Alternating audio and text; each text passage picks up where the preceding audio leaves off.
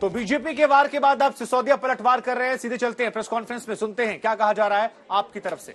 कराई गई है एक्साइज के मामले में, उसका भी लीगल मामला वही देख रहे थे।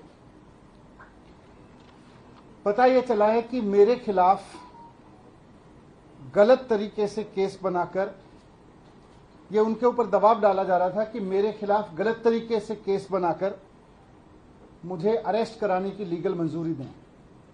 उनके ऊपर जिन अधिकारी ने, सीबीआई के जिस अधिकारी ने सुसाइड किया है, उनके ऊपर गलत तरीके से दबाव बनाया जा रहा था कि मेरे खिलाफ इलीगल तरीके से, फर्जी तरीके से केस बना के मेरे अरेस्ट को मंजूरी दें, जिसको वो मंजूरी नहीं दे रहे थे। उनके ऊपर इतना दबाव था कि वो मानसिक दबाव में आ गए और उन्होंने सुसाइड कर लिया। ये बहुत दुखद घटना है कि सीबीआई के एक अधिकारी को, जिसको दिख रहा था कि पूरा का पूरा मामला फर्जी है, उसके ऊपर इतना दबाव बनाया गया गलत काम करने के लिए कि उसको आत्महत्या करने पर मजबूर होना पड़ा। मुझे फंसाने के लिए, मुझे अरेस्ट करने के लिए, किसी फर्जी केस को लीगली साउंड बनाने के लिए एक अधिकारी पर इतना दबाव बनाने पर आ गए ये लोग कि अब बेचारे उस अधिकारी को सुसाइड करना पड़ा। ये बहुत अफसोसजनक है। मेरी उनके परिवार के प्रति बहुत संवेदना है, उनकी असमय इस घटना से। मैं आज प्रधानमंत्री जी को भी कहना चाहता हूं कि आप मुझको फंसाना चाहते हैं फर्जी तरीके से, फंसा लीजिए। आप मेरे ऊपर रेड कराना चाहते थे, आपने रेड करा ली। आप फर्जी एफआईआर करा चुके मेरे ऊपर।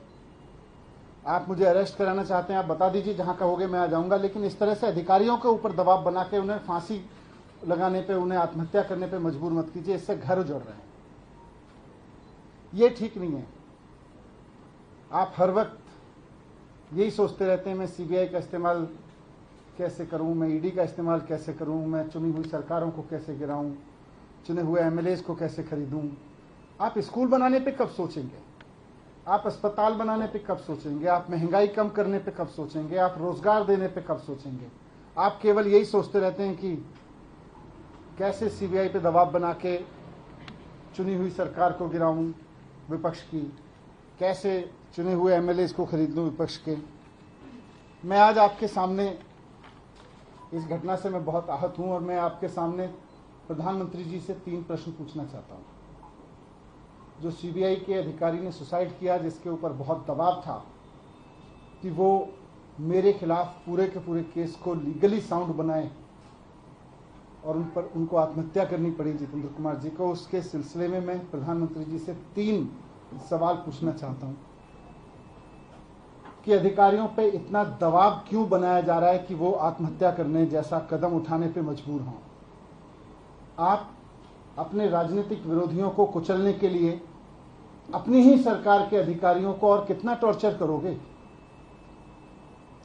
दूसरा सवाल है मेरा कि क्या अब भारत की केंद्र सरकार का काम केवल ऑपरेशन लोटस चलाना रह गया है?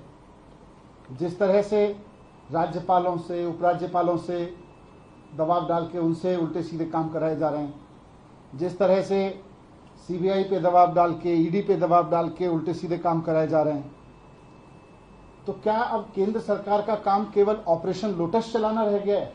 ये मेरा दूसरा सवाल है प्रधानमंत्री जी से। और तीसरा सवाल है कि जनता की चुनी हुई सरकारों को कुचलने के लिए और कितनी कुर्बानियां आप लेंगे, ये बताएं। ये बहुत दुखद घटना है। विपक्षी सरकारों को कुचलने के लिए सीबीआई के ऊपर इतना दबाव के अधिकारियों को सुसाइड करने पे मजबूर होना पड़े, ये इस देश में पहले कभी नहीं हुआ। बहुत दुखद है और मैं उम्मीद करता हूं कि प्रधानमंत्री जी मेरे इन 3 सवालों को गंभीरता से लेंगे और थोड़ा इस पे सोचेंगे। और उसपे वो आपके ऊपर आरोप लगा रहे हैं और एक स्टिंग ऑपरेशन किया जिसका आरोपी नंबर 13 का स्टिंग ऑपरेशन दिखा रही बीजेपी और आरोप लगा रही है कि 6% कमीशन दिया गया। देखो, इन्होंने, भारतीय जनता पार्टी काफी दिन से चिल्ला रही है घपला हो गया, घपला हो गया। कभी 1300 करोड़, कभी 8000 करोड़, कभी 500 करोड़, कभी 144 करोड़, कभी 30 करोड़।